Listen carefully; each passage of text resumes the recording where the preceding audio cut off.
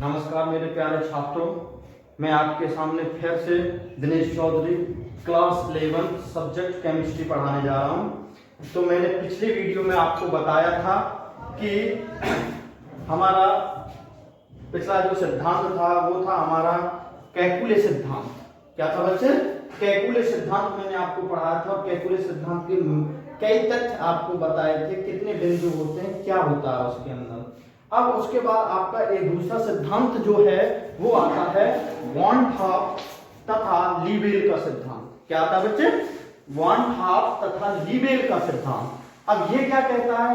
ये हमारा जो कार्बन है उसकी जो संरचना बनती है, एकल आबंध के द्वारा जो कार्बन जुड़ता है उसकी जितनी भी संभावित आकृति है, ज्यामिति है, उनके बारे में व्याख्या करता है।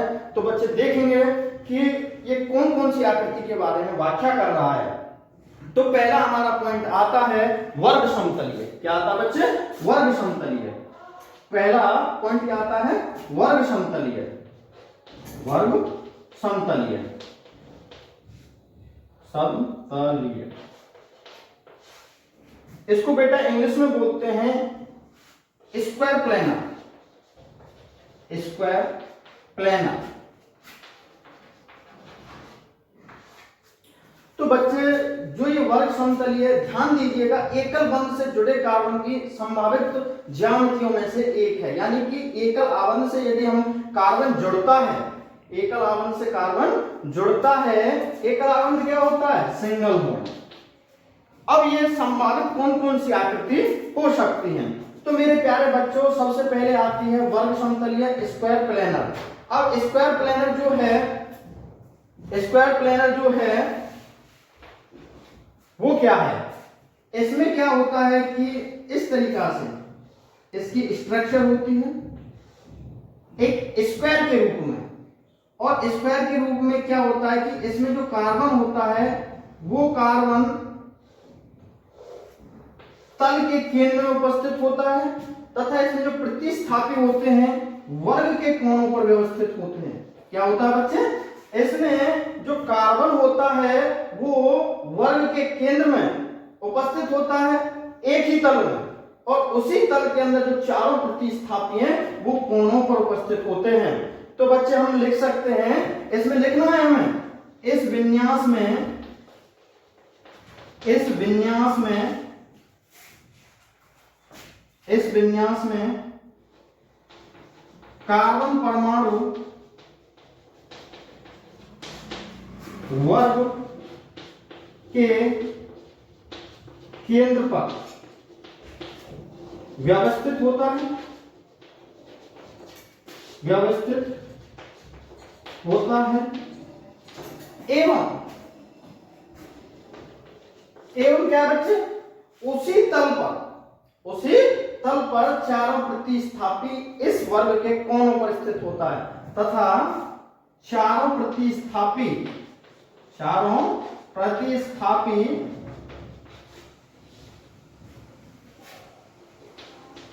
उसी तल में वर्ग के कोणों पर व्यवस्थित होता है, व्यवस्थित होता है। बच्चे दोबारा से मैं आपको समझा रहा हूं, समझिएगा। वॉन हाफ तथा लीबेल सिद्धांत क्या कहता है? ये जो सिद्धांत है वो एकल आबंध से जुड़े कार्बन की संभावित ज्यामितियों के बारे में बताता है कि इसकी जो ज्यामिति है, संभावित ज्यामिति कितनी है, कितनी पॉसिबिलिटी है इसकी ज्यामिति बनाने की। तो पहले आता है वर्ग समतलीय। पहले कौन सा आता है बच्चे? वर्ग समतलीय। और वर्ग समतलीय में मैं आपको बता देता हूं, इस प्रकार वर्ग होता है और इसके जो केंद्र है, केंद्र पर कार्बन परमाणु उपस्थित होता है, और इसके जो वर्ग के कोने हैं उन पर प्रतिस्थापी उसी तल के अंदर होते हैं। बच्चे 3 डायमेंशनल में नहीं, एक ही डायमेंशनल, 1 डायमेंशनल, एक विमीय होता है, यानी एक ही तल पर व्यवस्थित होता है। आई बात समझ में? 3 डायमेंशनल नहीं है, ये कौन सी है? 2 डायमेंशनल ही है, द्विविमीय है, एक ही तल पर। ठीक है बच्चे? अब ध्यान दीजिएगा, दूसरा पॉइंट क्या है? दूसरा समझिएगा, वर्ग प्राइमरी है। दूसरा कौन सा है बच्चे? वर्ग प्राइमरी है। वर्ग पिरामिडिया क्या है? वर्ग पिरामिडिया, वर्ग पिरामिडिया।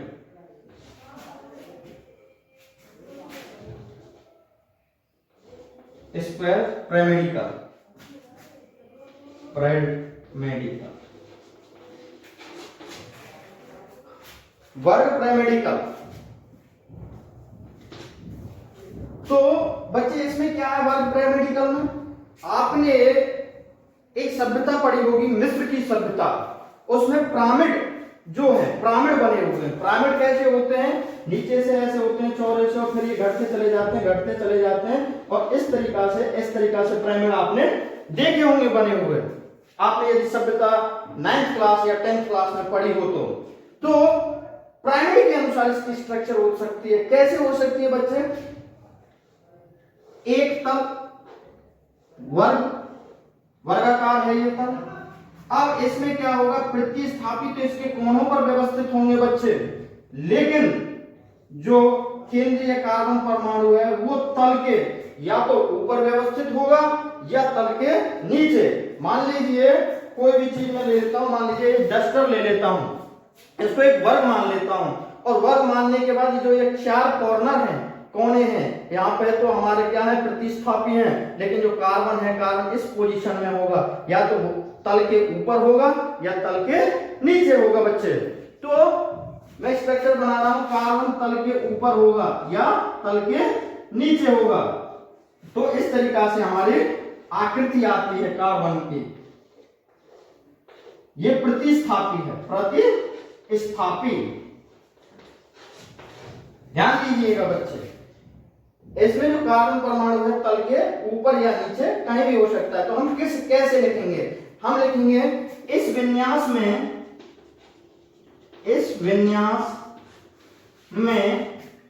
कार्बन परमाणु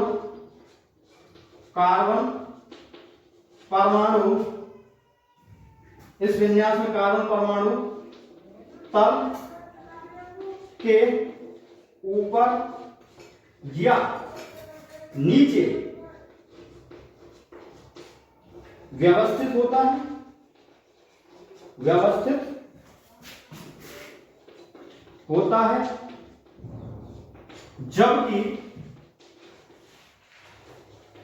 जबकि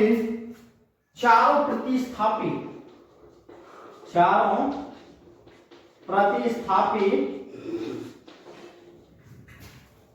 उस तल के जो ये तल है, इसमें जो ये स्क्वायर बना हुआ है, वर्ग बना हुआ है, इसके कोनों पर व्यवस्थित होंगे, जबकि चारों प्रतिस्थापी उसी तल पर, ऐसे लिखेंगे, चार प्रतिस्थापी वर्ग के चारों कोनों पर एक ही तल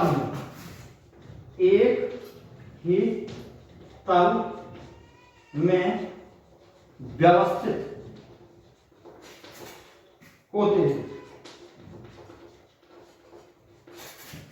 तो बच्चे दोबारा से मैं पढ़ के बता देता हूं। इस विन्यास में कार्बन परमाणु तल के ऊपर या नीचे व्यवस्थित होता है एवं चारों जो प्रतिस्थापी होते हैं वर्ग के, जो ये वर्ग है बेटा, इसके कोनों पर एक ही तल में व्यवस्थित होते हैं।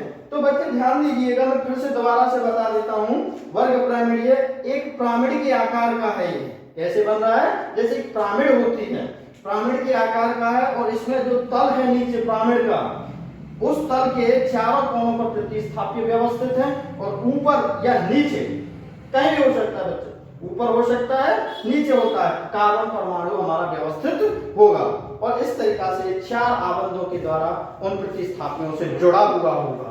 तो ये बच्चे दो प्रकार हो गए। एक प्रकार और आता है चतुष्फलकीय, सबसे इंपॉर्टेंट टेट्राहेड्रल। कौन सा आता है बच्चे? टेट्राहेड्रल। टेट्राहेड्रल के बारे में चर्चा करेंगे। टेट्राहेड्रल क्या है बच्चे? इसका स्क्रीनशॉट लीजिए और इसको उतारिएगा, और फिर उसके बाद मैं आपको टेट्राहेड्रल बता रहा हूं। कर लीजिए, ठीक है बच्चे। मैं इसको तीसरा पॉइंट बताने जा रहा हूं आपको। तीसरा पॉइंट क्या है?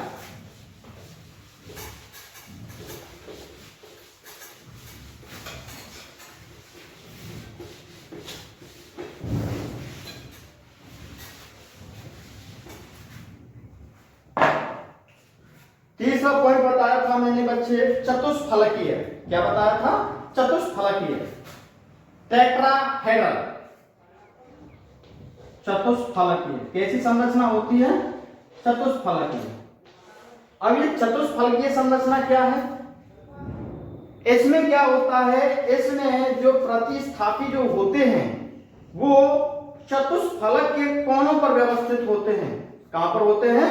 चतुष्फलक के कोनों पर व्यवस्थित होते हैं, तथा जो कार्बन परमाणु जो उपस्थित होता है वो चतुष्फलक के केंद्र पर उपस्थित होता है। कहां होता है बच्चे? चतुष्फलक के केंद्र पर उपस्थित होता है। अब ये चतुष्फलक क्या है? चतुष्फलक देखते हैं। देखो इस तरीका से चतुष्फलकीय संरचना होती है, इस तरीका से। अब इसमें इसको चतुष्फलक बना देता हूं।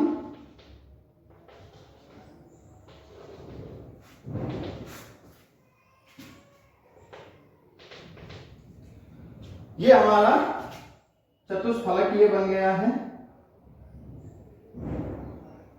ठीक है बच्चे, इसमें जो प्रतिस्थापी जो होंगे इस चतुष्फलक के कोनों पर व्यवस्थित होंगे।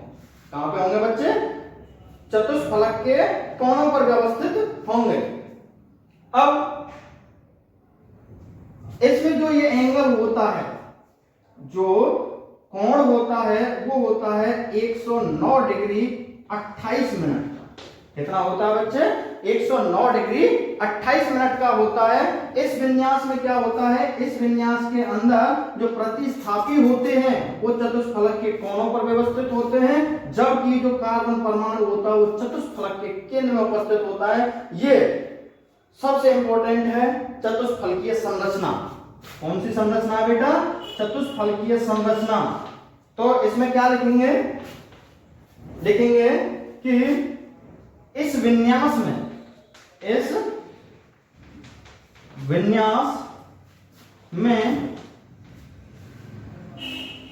कार्बन परमाणु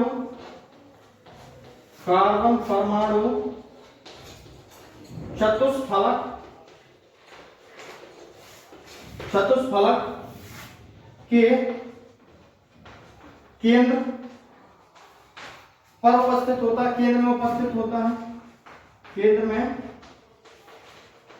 उपस्थित होता है, जबकि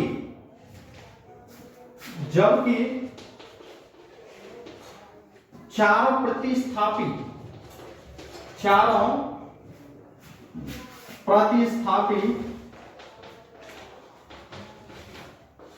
चतुष्फलक के कोनों पर व्यवस्थित होते हैं। चतुष्फलक के कोनों पर व्यवस्थित होते हैं। बच्चे एक बार फिर से रिवीजन करा देता हूं, मैं आपको रिवाइज करा देता हूं। चतुष्फलकीय संरचना क्या है? इसमें कार्बन परमाणु जो होता है वो चतुष्फलक के केंद्र पर उपस्थित होता है, जबकि प्रतिस्थापित चतुष्फलक के कोनों पर व्यवस्थित होते हैं। इनमें एक आवन जो कार्बन से लगे हुए हाइड्रोजन हो या कोई प्रतिस्थापी हो, इसका जो बीच का जो कोण होता है 109 डिग्री 28 मिनट का होता है। कितना होता है? 109 डिग्री 28 मिनट का होता है। इसको भी लिख लीजिए। इसके दो आवंधों के मध्य का कोण लगभग 109 डिग्री 28 मिनट होता है। तो ये बच्चे हमारा आता है 3 पॉइंट जो आ रहे हैं, ये ABC, ये 3 पॉइंट हमारे वॉन हाउ तथा लेविल सिद्धांत, लीविल दो वैज्ञानिक थे, इन्होंने ये 3 पॉइंट बताए। इन्होंने जो कार्बन की संरचना के बारे में बताया। लेकिन अब इस सिद्धांत यहीं पर समाप्त होता है। इसके बाद हम कार्बनिक यौगिकों का वर्गीकरण पढ़ेंगे कि कार्बनिक यौगिक कितने प्रकार के होते हैं, वो हम अगली वीडियो में चर्चा करते हैं। धन्यवाद। जय हिंद।